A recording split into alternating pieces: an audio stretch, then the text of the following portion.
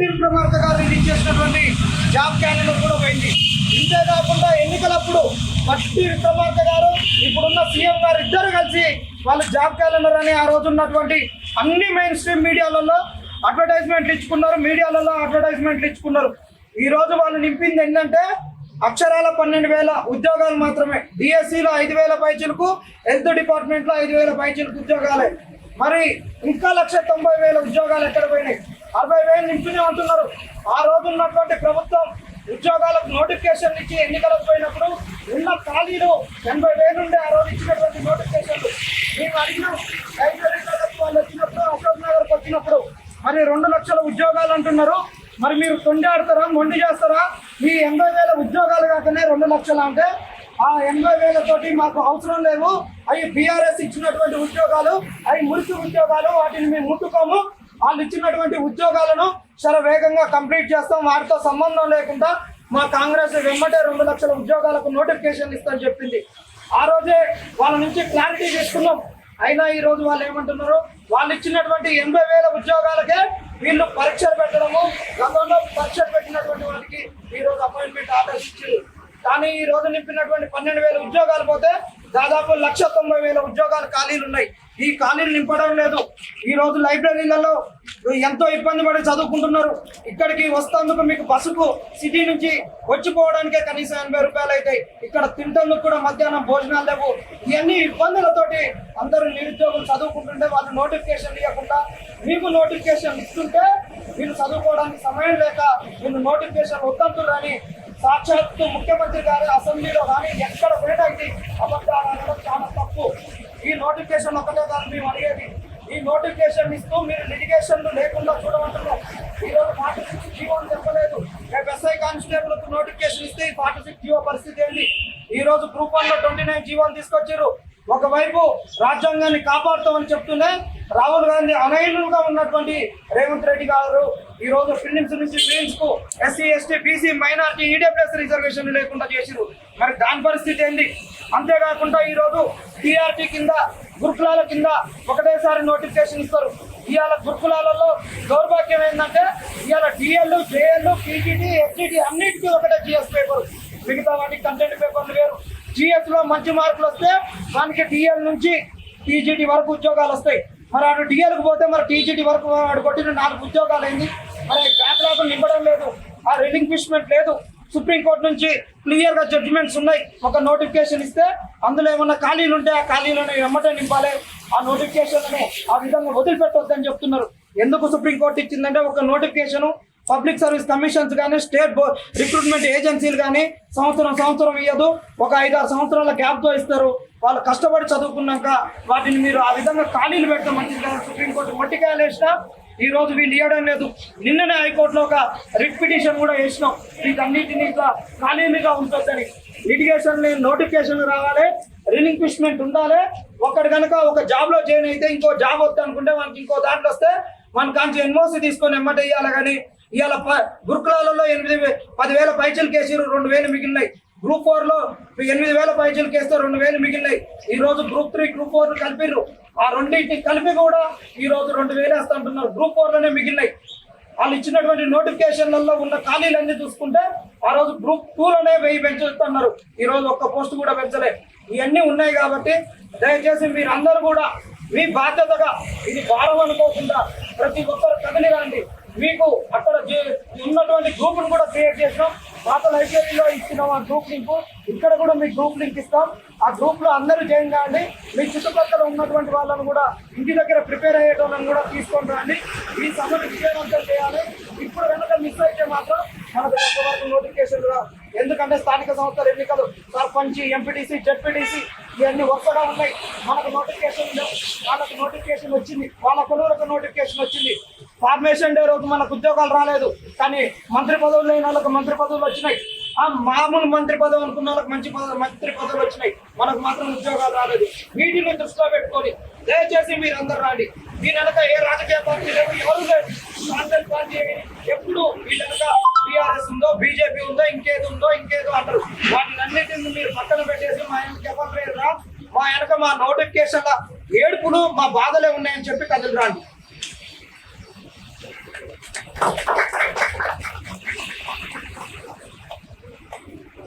గారు మీరు ప్రతి సభలో ఎక్కడ పోయినా కానీ ఏమంటున్నారంటే మీరు ఉద్యోగాలు ఇస్తే ఉద్యోగ నోటిఫికేషన్ ఇస్తే ఉద్యోగాలు రాయలేక పిల్లలందరూ కూడా చిక్కడపల్లి లైబ్రరీలో ధర్నాలు చేస్తున్నారు.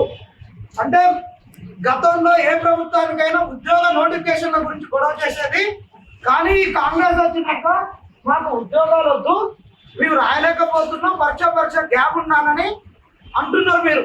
కానీ ఇప్పుడు మా కరీంనగర్ జిల్లా గ్రంథాలయంలో చూడండి, ఇక్కడ ఉన్నటువంటి ఆడపడుచులైనా మా అన్నదమ్ములైనా మాకు ఉద్యోగాలు కావాలి, 2 లక్షల జాబ్ క్యాలెండర్ ఎక్కడ పోయిందని అడుగుతున్నారు. ఇదన్నా చూసి మీ మనసు మార్చుకోరి కాంగ్రెస్ వాళ్ళు, తప్పుడు ప్రచారాలు బంద్ చేసుకోరి.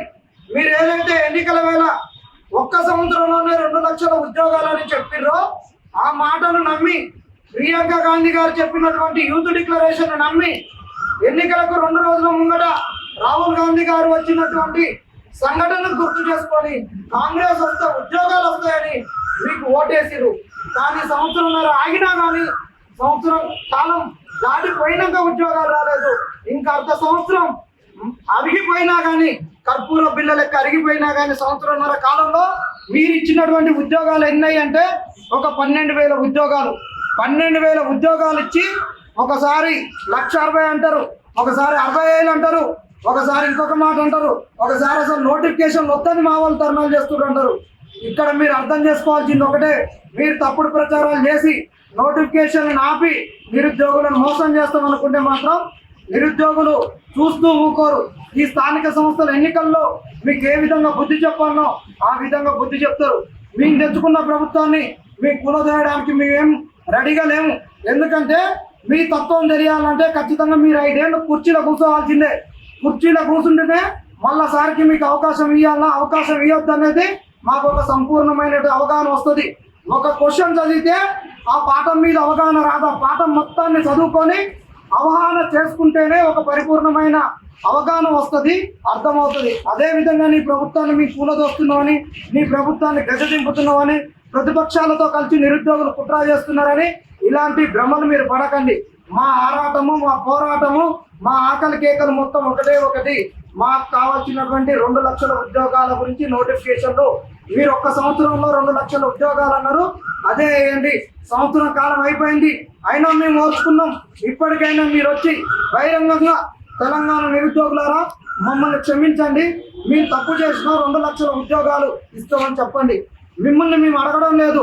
మాకు ఏదైతే నిరుద్యోగ భృతి సంవత్సరంన్నరది మీరు బకాయిలు పడ్డారో ఉద్యోగుల లెక్క మేము మీ అమ్మడి పడి అడగడం లేదు.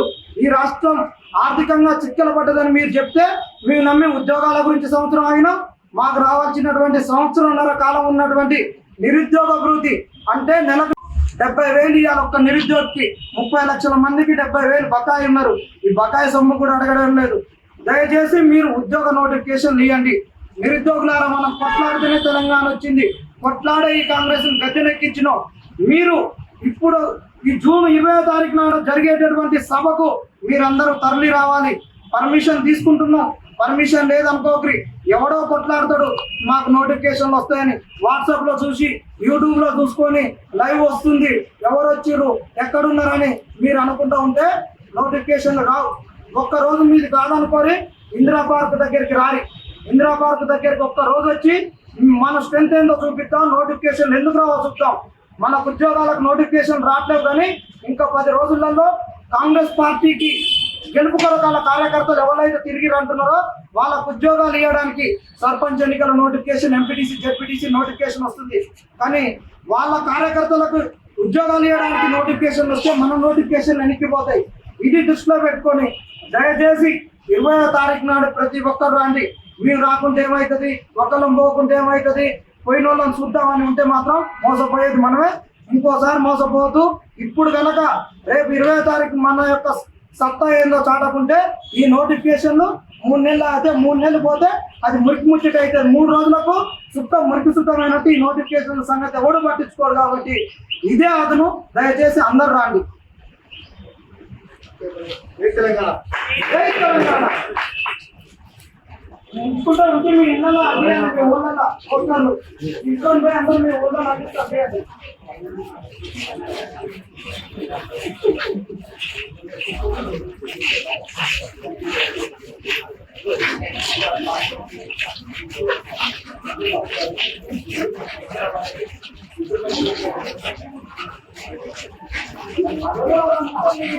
వాట్సాప్ గ్రూప్ లో చేయనివ్వండి. వాట్సాప్ గ్రూప్ లింక్ ఇస్తాం అన్న ముందు గ్రూప్ ఉంటాయి కదా, లింక్ ఇస్తాం. ఆ లింక్ అందరూ చేయండి. జిల్లాలో మొత్తం ఏం జరుగుతున్నాయి అనేది అన్ని చెప్తాం.